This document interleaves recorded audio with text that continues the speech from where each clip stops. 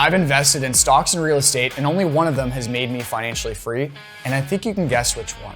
In this video, I'm gonna share how I've gone from losing a ton of money in stocks to then building an 8-figure real estate portfolio, and why, for me, real estate ended up being the right vehicle. Full disclaimer though, I'm a bit biased because I've spent a lot of time learning about real estate and really mastering it now. And the truth is, both stocks and real estate can work if you actually know what you're doing. And this isn't about me telling you today what to invest in. It's about understanding your circle of competence and how you can save yourself a lot of costly mistakes if you stay within it. Think of it like this. Like if you've been training for basketball your entire life, you wouldn't suddenly switch to golf and expect to be great at it. And it's the same with investing. Your best results will always come from what you know best. So I think of it this way: when you're working through your circles of competence, you really have 3 of them. So you have your inner circle, which will be mastery. And for mastery, this is the things that you deeply understand and have experience in. And then you have your middle circle, which will be for learning. These are things that you're exploring but don't fully grasp. And then your outer circle will be more of the danger zone. These are areas that you know a little about but get lured into. So for me, mastery is real estate. And that's because I've learned how to find properties that are discounted, make deals happen, and build up some equity. Though for the danger zone, an example of that for myself would be stocks.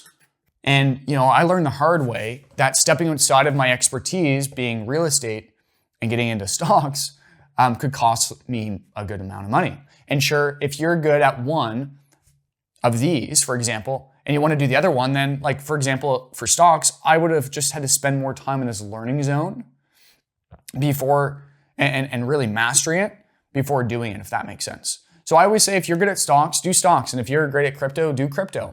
But for me, I knew real estate. And the moment that I strayed away from that, I paid the price. So know your circle of competence and stay within it. Now, why is this so important? Because when you invest outside of your circle of competence, you give up control. And I don't know about you, but I know entrepreneurs love control. And that's why they've left a 9-to-5 job and they work for themselves, even though it's way more challenging and arguably there is more risk. The kicker is, when it comes to taking on real estate, you can actually control the asset. It's a tangible thing and you own the business. You're buying a business.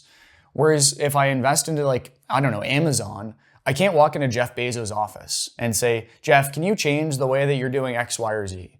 Because the truth is, you have no control when you buy shares of a company. A lot of the time, like when you're investing in stocks, you own shares, but you're kind of voiceless. Yeah, you could go to the shareholders meeting, those things do exist, but ultimately you can make very little movement in the company. And so I like to take on that control by owning real estate. And that's why I've chosen real estate over stocks. Now, the other thing that I also wanted to share was that when you're buying, say with stocks, you would buy with cash. And so let's say this is a property example, but if you have $400,000 of cash, you can get $400,000 worth of stocks. Or if you have $400,000 of cash, you could buy one property in cash outright. But when you're actually investing in real estate, you can use leverage, which looks like this. So if you're buying with mortgages, you have $400,000 of cash, you can get 5 different mortgages. And so overall, you're now able to get $2 million worth of property in this example, whereas you have $400,000 over here. So let's say, for argument's sake, if the market appreciated 10% in a year, in this case, you'd make $200,000, 10% of 2 million. Over here, you'd make 40,000. And so you can kind of see the difference of leverage. Where the challenge comes in, just to be devil's advocate, is, well, if the market's taking a downturn, things depreciate. And so you could also, people think of leverage just in the positive context, but it could come down as well. So you could lose $200,000 if the market came down, 10% in a year in this scenario. So again, you just want to be careful with the leverage aspect. That is the upside advantage, but you also can have the downside advantage too. So if this was helpful, make sure to subscribe, click here to watch the next video where I explain how to get started in investing in real estate with partners and none of your own money. See you on the next one.